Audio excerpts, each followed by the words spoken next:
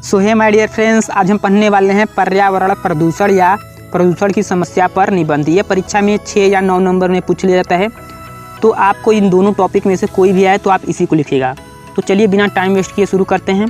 इस वीडियो को आप पूरा देखिएगा, क्योंकि इस वीडियो में हम बहुत ही आसानी ईजी भाषा में आपको समझाने की पूरी प्रयास कर रहे हैं। तो चलिए बिना टाइम वेस्ट किए देखते हैं। सबसे पहले आप इस तरह से प्रस्तावना डाल लीजिएगा, फिर उसमें इंट्रोडक्शन के तौर पर कुछ ना कुछ लिख देते हैं। तो चलिए देखते हैं। लिखेंगे, आजकल पर्यावरण प्रदूषण नियंत्रण बढ़ रहा है, जो सभी जीवधारियों के लिए किसी न किसी रूप में हानिकारक होता है। पर्यावरण को शुद्ध रखने के लिए हमें अधिक मात्रा में वृक्षारोपण करना चाहिए। सो वृक्षारोपण का मतलब होता है पेड़ लगाना, ठीक है। तो चलिए आगे देखते हैं।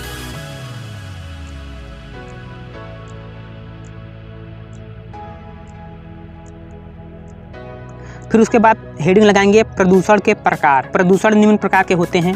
फिर उसमें कौन कौन होते हैं तो आप लिखेंगे, वायु प्रदूषण होते हैं, जल ध्वनि प्रदूषण, रासायनिक प्रदूषण इत्यादि और प्रदूषण होते हैं। तो हम 4 प्रदूषण के बारे में अब बात करेंगे। तो चलिए देखते हैं। सबसे पहले आप हेडिंग लगा लीजिएगा वायु प्रदूषण। तो आप वायु प्रदूषण हेडिंग लगाने के बाद इसमें भी कुछ लिखेंगे। तो चलिए लिखते हैं। आप 4 लाइन 5 लाइन ऐसे लिखेंगे तो आपको पूरा नंबर मिलेगा, ठीक है। तो चलिए देखते हैं। लिखेंगे इसमें, वायु जीवन का अनिवार्य स्रोत है, जो प्रत्येक प्राणियों को जीवित रखने के लिए अति आवश्यक होती है। वायु प्रदूषण का मानव जीवन पर बहुत बुरा प्रभाव पड़ता है। इससे अनेक प्रकार की बीमारियां उत्पन्न होती हैं। तो दूषित जल पीने से हमें अनेक प्रकार की बीमारियां होती हैं, तो वो अपने भाषा में ही हमें समझाना है इसी को। तो चलिए आगे देखते हैं। उसके बाद हम बात करेंगे जल प्रदूषण की, ठीक है। तो आप जल प्रदूषण हेडिंग लगाकर उसमें भी कुछ लिखेंगे। तो चलिए देखते हैं।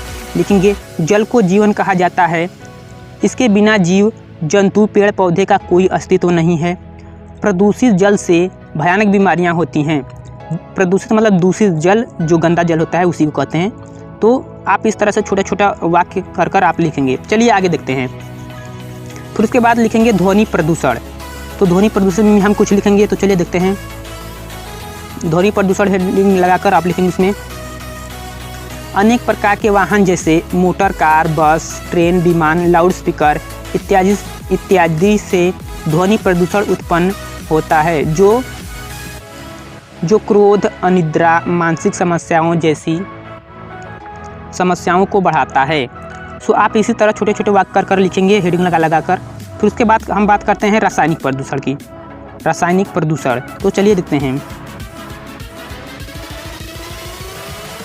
तो रासायनिक प्रदूषण क्या होता है, देखिए। रासायनिक प्रदूषण हेडिंग लगाकर उसमें भी हम कुछ लिखेंगे। तो लिखेंगे, कृषक अधिक पैदावार बढ़ाने के लिए, कृषक का मतलब किसान, ठीक है। तो कृषक अधिक पैदावार बढ़ाने के लिए कीटनाशक, रोगनाशक इत्यादि रासायनिक खादों का प्रयोग करता है।